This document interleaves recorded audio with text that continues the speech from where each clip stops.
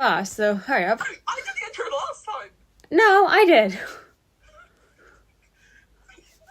Hello and welcome back to Melodies of the Gods with your hosts, Amy and Kate, who are both fucked. Well, Kate fucked up more, but okay. No, we're both fucked in general. Oh, well, yeah, in general, yeah, sure. And she's already out of the screen. That was quick. I had to grab my Nordic Tales book because we're switching it up slightly today. Are we? Sorry, I'm kind We're of... doing Nordic Tales instead of the actual myths. I thought these are folk tales Storytime. from Norway, Sweden, then Finland, Iceland, and Denmark. Okay, I'm just here for story time then, so... Yay! Also, new haircut. What are we thinking? Love it, you look adorable. Can we talk about what I did last night before we get into this? Oh, you mean your stupid challenge? Yes, please, go ahead. I'm not doing it. Nominate all you like. Not doing it. No. So, last night, a couple of days ago, I was talking to my friend, and she had been nominated for the AOC Speak Your Mind Ice Bucket Challenge. She did the video, and then she got nominated again. I thought that challenge died off before COVID. Why are we bringing it back? Mental health resources. Okay, sure. You're not arguing it now that you... Well, we both have mental health issues, so I can't, can I? Can't be like, nah, I'm against it. Be like that! Also, we're trying out captions in this video, so let us know what you think, but just saves me for editing.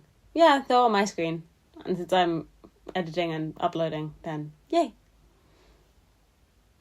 Okay, that is fun. Yes. Right, coming back to the story, because Amy went on a little bitty tangent, which she always gets on me for. Sue me. Alright, so I was talking to my friend, and she had been nominated again, and she did not know who to nominate, and I was like, I'm down to do the challenge. She was like, bet.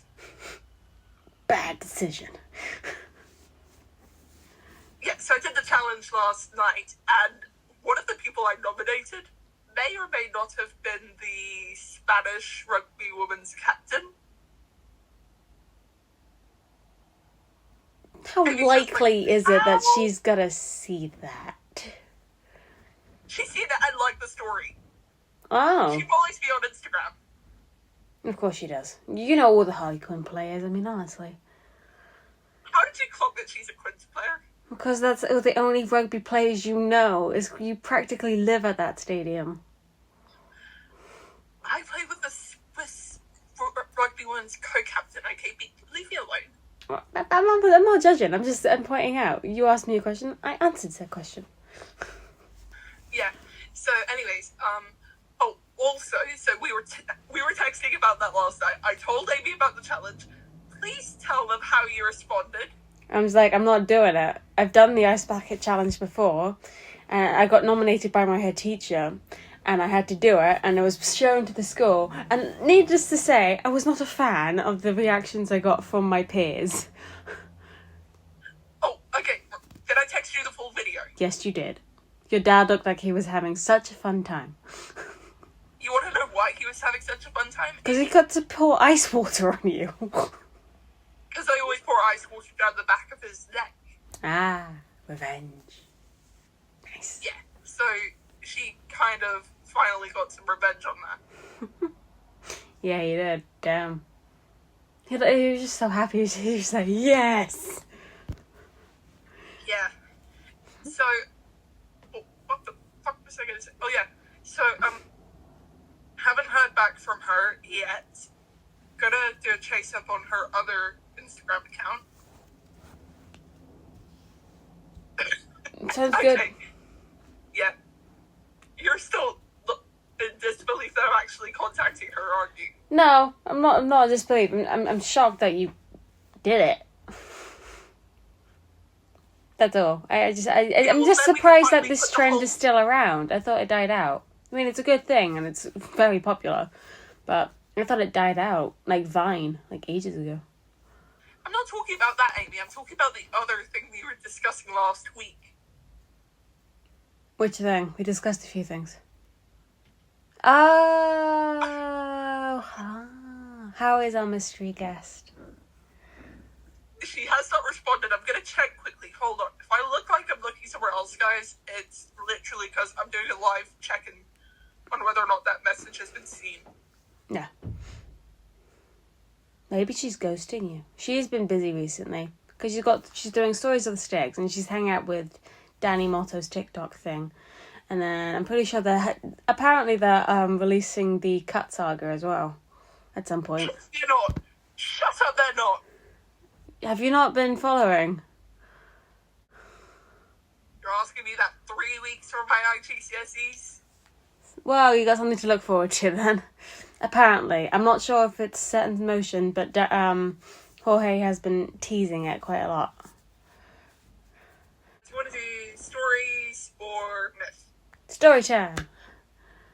Alright, let me see. Okay. Give me a number between 1 and 6, including numbers 1 and 6. Okay. This is like one of those fortune cookie things. Okay. 4. Alright, we are reading Hildur, the Queen of the Elves, which is the one I was hoping we would read. Look at that. Fate. We are literally becoming telepaths at this point, so I was like, please pick number I honestly 4. think I am part witch. Because I have very good sense of deja vu. Like, sometimes I have very prophetic dreams, and then, like, 2 weeks later, I'm in the exact same scenario which I have dreamed about. Like, today. I was in the library editing sound. I had a week about that, like, 2 weeks ago. Which is rather sad if you think about it. But it became true. So. Witch. Big on flames. So this is a pretty short story, but we're going to have a lot to talk about. Because then I'm going to do my classic thing and research some stuff, and we are going to talk about elves in Norse mythology. Aw, can't we talk about Lord of the Ring elves? You just want to annoy me about the Hobbit thing again, don't you? I can't believe you haven't watched the fucking movies. Amy, I have a week of spring break. I know. It's just the fact that you haven't watched them already is what gets me. Like, stop. We had very different upbringings. It's okay. Begin with story time. I can belittle you later. You always do anyways. Exactly. So it's fine. Story time. Okay. So, Hildur, the Queen of the Elves, is a story from Iceland. Love Iceland. Volcanoes everywhere. I love Iceland too, but I've never been. Me neither. I wish I like it. So, if anyone's wondering, this book is called Nordic Tales. If I can find an online link, I will send it to Amy to put in the description. Yeah. That's a very pretty cover too. So, yeah. Yeah, it's gorgeous. I got it for my birthday a few years ago. Nice. Okay. We can do this. We can do this. ADHD. Yes, stop procrastinating. Begin. Thing. Begin. Okay. Once in a mountainous district, there lived a certain farmer. His name and that of his farm have not been handed down to us, so we cannot tell them. He was unmarried and had a housekeeper named Hildur. Concerning his family and descent, he knew nothing whatever. She hid all the indoor affairs of the farm under her charge and managed them wondrous well. All the inmates of the house, the farmer himself to boot, were fond of her, as she was clean and thrifty in her habits, and kind and gentle in speech. That is one way to start a story. Yeah, way to call the housemates inmates. I mean, that's rather cruel, if anything. I think it's like referring to how, like, because she kept all the affairs under her charge. Yeah, but still, it's got to be a better word for looking after people than inmates. I mean, I hate my siblings, but I don't call them inmates. Flourished exceedingly, but the farmer always found the greatest difficulty in hiring a herdsman, a very important matter, as the well-being on the farm depended not on a little on the care taken of the sheep. This difficulty did not arise from any fault of the farmer's own, or from neglect on the part of the housekeeper to the comforts of the servants, but in fact, that no herdsman who had entered his service lived more than a year, each one being without fail found dead in his bed on the morning of Christmas Day. Oh boy. So instead of coal, they get a corpse. Santa got dark in Iceland, damn. That's one hell of a curse. Yeah. Well, no one need for Christmas turkey. You got... Oh my... I just hate. Don't make me throw up. Oh, it's Iceland. Come on. Vikings and whatnot and snow. It's not that far to think of. And the Vikings. And it's Norse mythology. They used to drink out of skulls. I'm not that far off.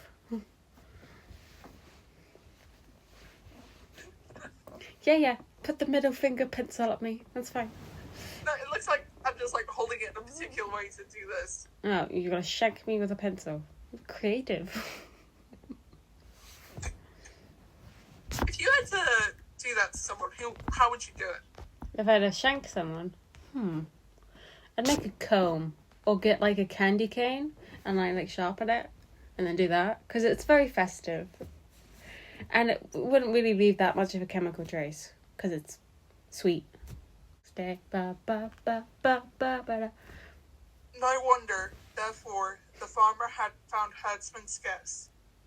In those times, it was the custom of the country to spend the night of Christmas Eve at church, and this occasion for service was looked upon as a very solemn one.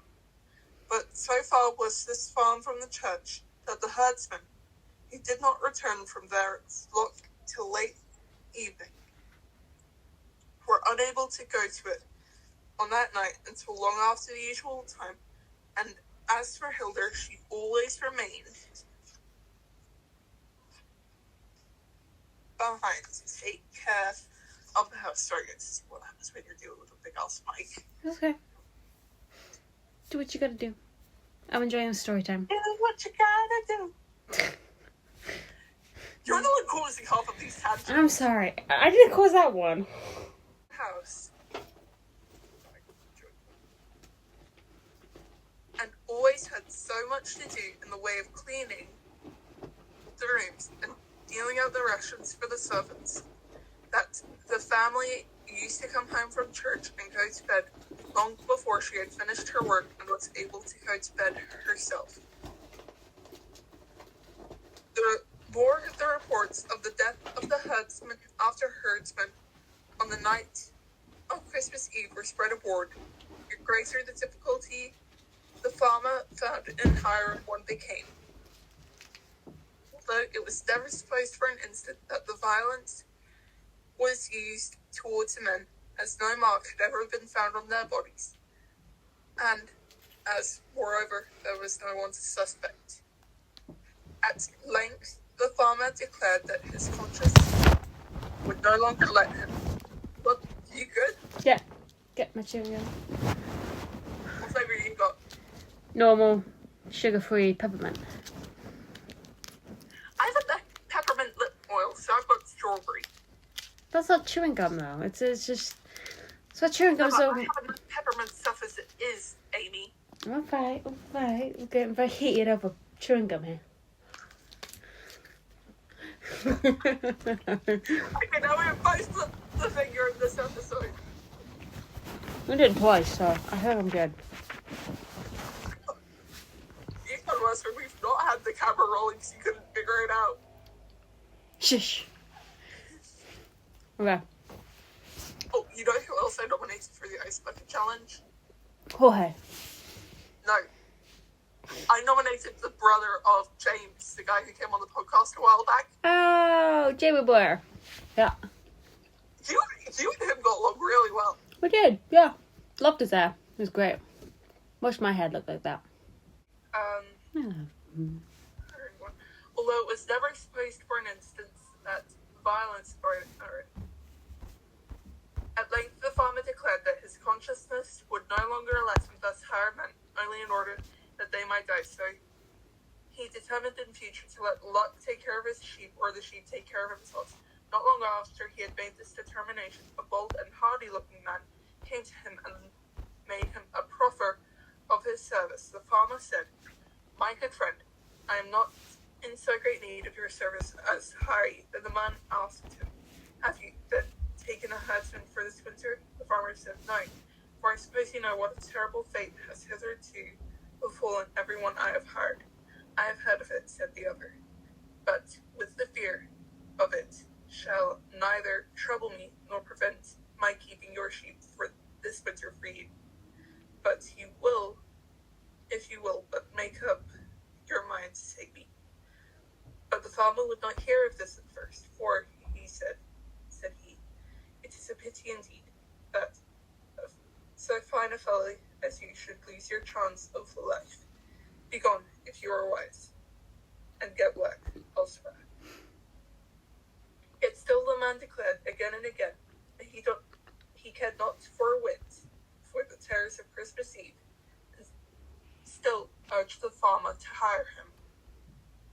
At length the farmer consented, in an answer to the man's urgent prayer, to take him as herdsman, and very well they agreed together, for everyone, both high and low, liked the man, as he was honest and open, zealous in everything he laid his hands to, and willing to do anyone a good turn if need were.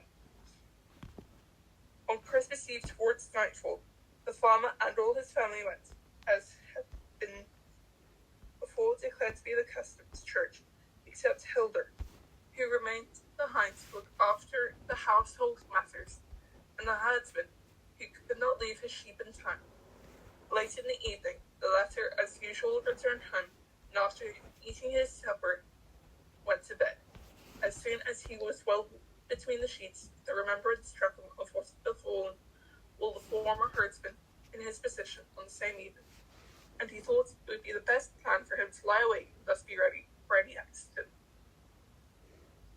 Though he was mighty little troubled with fear, quite late at night he had the farmer and his family return from church and into the house, and having taken supper, go to bed.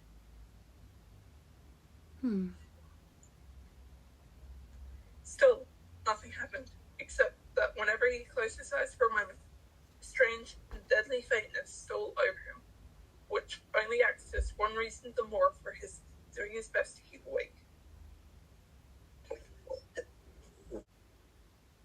Shortly after he had become aware of these feelings, I'm going to shift my butt.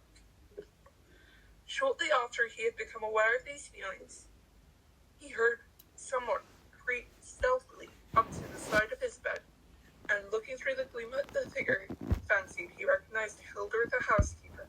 So he feigned to be fast asleep, and felt her place something in his mouth, which he knew instantly to be the bit of a magic bridle. Be it allowed her to fix it on him without moving. When she had fastened the brittle's like something you use with a horse, right? Yeah. Bit kinky, but okay. Myths generally seem to be a bit kinky. Yeah, they do, don't they? It's just, he didn't seem to mind it, though. Let her do it. Well, it's like, if you're going to figure out what happened, you kind of have to milk cat. That's true.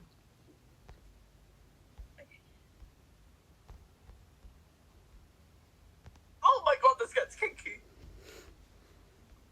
Why don't you skip, then, to the nunky? No, I have to read it, because otherwise this does not make sense. Okay.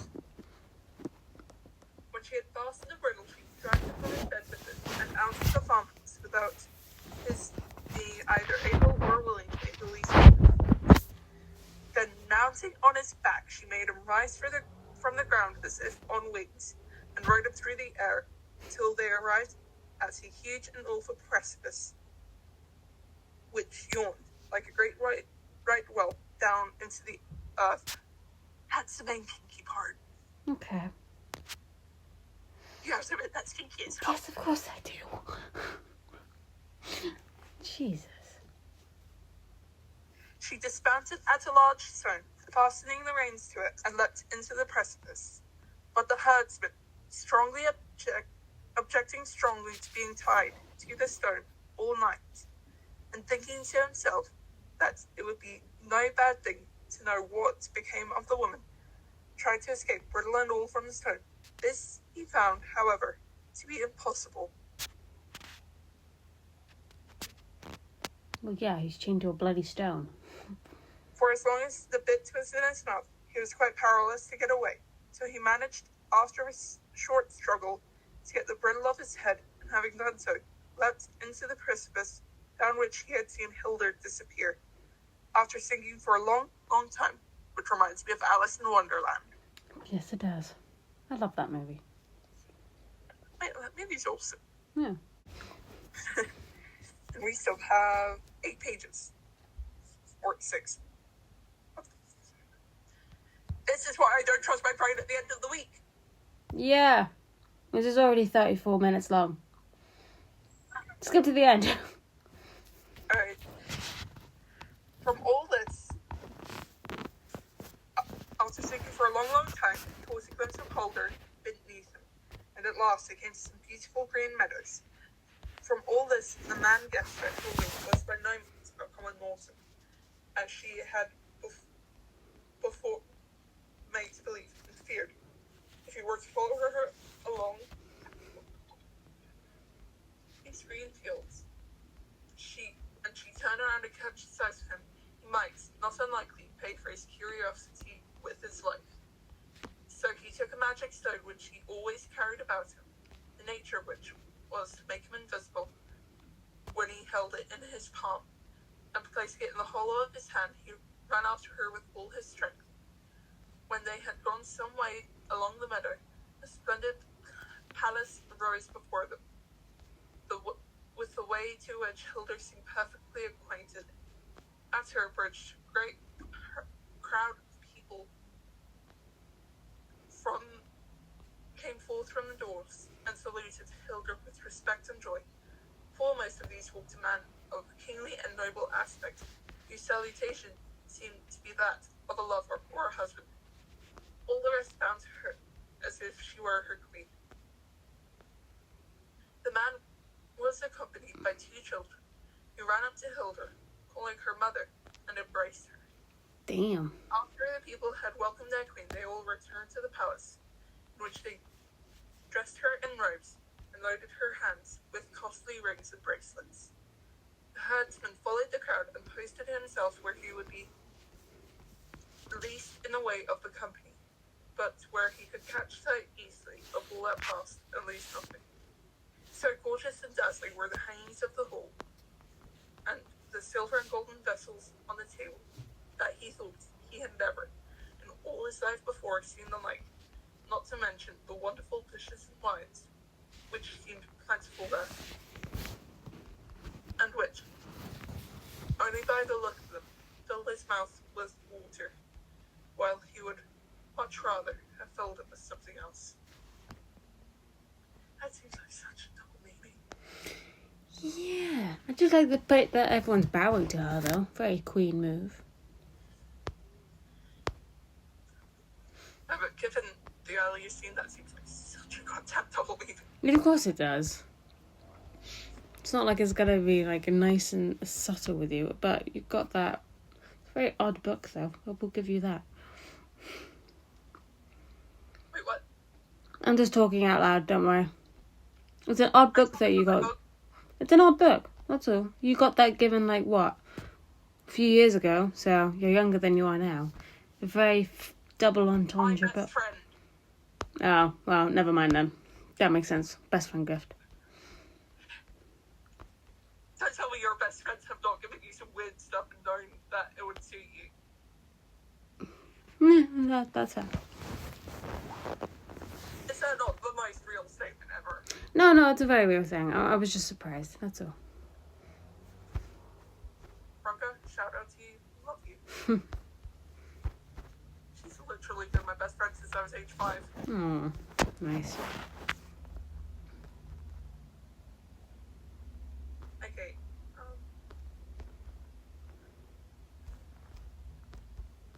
After he had waited a little time, Hilda appeared in the hall, and all the assembled guests were begged to take their seats, while Hilda sat on her throne beside the king, after which all the people of the court ranged themselves on each side of the royal couple, and the feast commenced.